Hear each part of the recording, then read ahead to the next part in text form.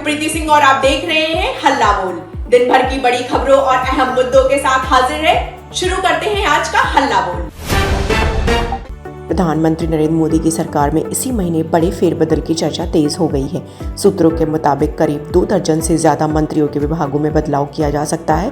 कुछ मंत्रियों का मौजूदा बोझ कम किया जा सकता है, जबकि कुछ चेहरों को बड़ी जिम्मेदारी मिलने की संभावना है। संगठन में बदलाव के बाद अब सरकार में भी जिम्मेदारियों का नए सिरे से बंटवारा किए जाने के संकेत हैं।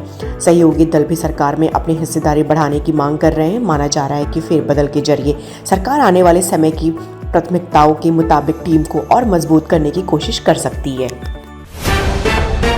जाति जनगणना को लेकर कांग्रेस नेता राहुल गांधी ने केंद्र सरकार पर बड़ा हमला बोला है। ओबीसी के लिए अलग कॉलम नहीं होने के मुद्दे पर राहुल गांधी ने आरोप लगाया कि सरकार सही जातिगत आंकड़े सामने नहीं आने देना चाहती है। कांग्रेस के ओबीसी विभाग की बैठक में राहुल ने कार्यकर्ताओं से लोगों को इस मुद्दे पर जागरूक करने की अपील की। उन्होंने कहा कि अगर ओबीसी समाज भी युवाओं की तरह संगठित होकर आंदोलन करता है तो सरकार को झुकना पड़ेगा। राहुल ने सरकार पर जाति जनगणना को कमजोर तरीके से कराने का आरोप लगाया। इस मुद्दे ने एक बार फिर कांग्रेस और बीजेपी के बीच राजनीतिक टकराव बढ़ा दिया है। दिल्ली से सटे गाजियाबाद में अब एक नई एरो सिटी बसाने की तैयारी तेज हो गई है। मोरुटी और अटौर के आसपास प्रस्तावित इस टाउनशिप को आधुनिक सुविधाओं से लैस करने की योजना है। खास बात यह है कि इसे आरआरटीएस कॉरिडोर के करीब विकसित किया जाएगा, जिससे नमो भारत ट्रेन की कनेक्टिविटी मिल सके। जीटीए ने एरो सिटी टाउनशिप के सर्वे को दोबारा कराने का फैसला किया है। पहले सर्वे में कुछ खामियां और किसानों की आपत्तियां सामने आई थी। अब नए सर्वे के जरिए जमीन और अन्य मुद्दों को स्पष्ट किया जाएगा। परियोजना पूरी होने पर यह इलाका दिल्ली एनसीआर के प्रमुख आधुनिक शहरों केंद्रों में शामिल हो सकता है। समाजवादी पार्टी के वरिष्ठ नेता और पूर्व मंत्री आजम खान की मुश्किलें बढ़ती नजर आ रही हैं। प्रवर्तन निदेशालय यानी ईडी ने बुधवार सुबह आजम खान और उनसे जुड़े लोगों के खिलाफ बड़ी कार्रवाई की। ईडी की टीमें रामपुर, सहारनपुर और दिल्ली में करीब 10 ठिकानों पर पहुंची। यह कार्रवाई prevention of money laundering act यानी पीएमएलए के तहत की जा रही है। जांच का संबंध आजम खान के ट्रस्ट और जौहर यूनिवर्सिटी से जुड़े मामलों से बताया जा रहा है। सुबह से ही कई स्थानों पर दस्तावेजों और अन्य सामान की जांच की जा रही है। ईडी की इस कार्रवाई के बाद उत्तर प्रदेश की सियासत में हलचल बढ़ गई है। कोलकाता की फ्री स्कूल स्ट्रीट स्थित एक होटल में मंगलवार देर रात भीषण आग लगने से 9 लोगों की मौत हो गई, जबकि 6 लोग घायल हुए हैं। हादसा रात करीब 2 बजे हुआ, जब होटल में ज्यादातर लोग सो रहे थे। आग के बाद पूरे होटल में धुआं भर गया और दम घुटने से कई लोगों की जान चली गई। मृतकों में एक बच्चा और कुछ बांग्लादेशी नागरिक भी शामिल बताए जा रहे हैं, जो इलाज के लिए कोलकाता आए थे। दमकल विभाग की टीम ने मौके पर पहुंचकर रेस्क्यू ऑपरेशन शुरू किया और खिड़कियां तोड़कर होटल में फंसे 28 लोगों को बाहर निकाला। हादसे की जांच जारी है।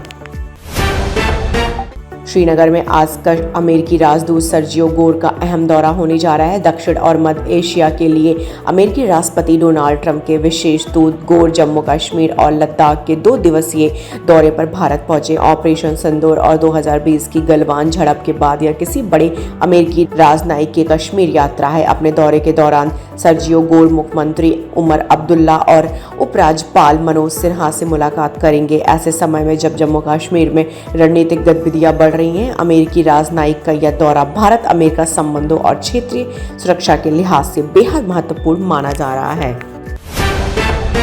बांग्लादेश के प्रधानमंत्री तारिक रहमान की भारत यात्रा को लेकर असमंजस बना हुआ है। उन्हें सितंबर में होने वाले ब्रिक्स शिखर सम्मेलन के लिए आमंत्रित किया गया है और प्रधानमंत्री नरेंद्र मोदी की ओर से द्विपक्षीय यात्रा का निमंत्रण भी दिया गया है। हालांकि ढाका अभी यात्रा के लिए अनुकूल माहौल को लेकर आश्वस्त नहीं है।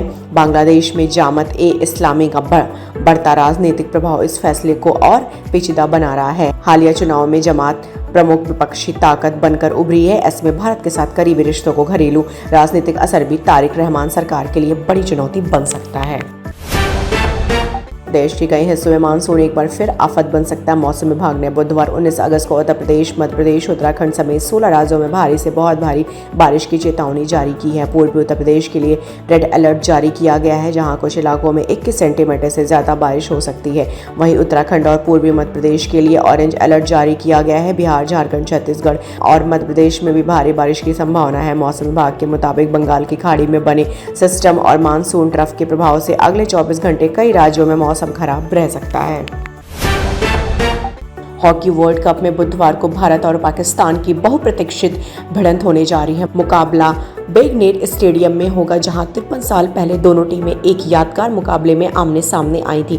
31 अगस्त 1973 को विश्व कप सेमीफाइनल में भारत ने पाकिस्तान को 1 गोल से हराया था। बीपी गोविंदा ने 62वें मिनट में निर्णायक गोल किया था। उस ऐतिहासिक मुकाबले को भारत के पूर्व कप्तान MP गणेश आज भी सबसे यादगार मैचों में गिनते हैं। अब एक बार फिर उसी मैदान पर दोनों चिर प्रतिद्वंदी आमने सामने होंगे। इस मुकाबले का नतीजा अगले राउंड की तस्वीर भी तय कर सकता है। भारत और श्रीलंका के बीच पहले टेस्ट का चौथा दिन खत्म हो चुका है और मुकाबला रोमांचक मोड़ पर पहुंच गया है। भारत ने श्रीलंका के सामने जीत के लिए 372 रन का लक्ष्य रखा था। जवाब में श्रीलंका ने चौथे दिन का खेल खत्म होने तक 34 ओवर में 4 विकेट खोलकर 84 रन बनाए हैं। अब मेजबान की टीम को जीत के लिए 288 रन की जरूरत है। वही भारत को अंतिम दिन जीत दर्ज करने के लिए 6 विकेट चटकाने होंगे। 5वें दिन दोनों टीमों के बीच कड़ा मुकाबला देखने को मिल सकता है। भारत की नजर जहां जीत पर होगी, वही श्रीलंका के सामने मुकाबला बचाने की बड़ी चुनौती है। पान मसाला विज्ञापन को लेकर अभिनेता मुकेश खन्ना ने शाहरुख खान, अजय देवगन और टाइगर श्रॉफ पर निशाना साधा है। Maharashtra food and drug administration की ओर से इन कलाकारों को कारण बताओ नोटिस दिए जाने का उन्होंने समर्थन किया।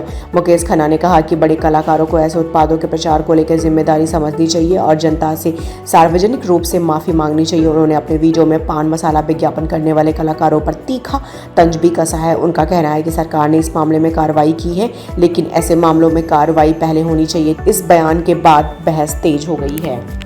मिर्जापुर के फैंस के लिए बड़ी खबर है। बहुप्रतीक्षित फिल्म मिर्जापुर द मूवी का पहला गाना वारू फॉर एवर रिलीज हो गया है। गाने में गुड्डू पंडित और स्वीटी की लव स्टोरी की झलक देखने को मिल रही है।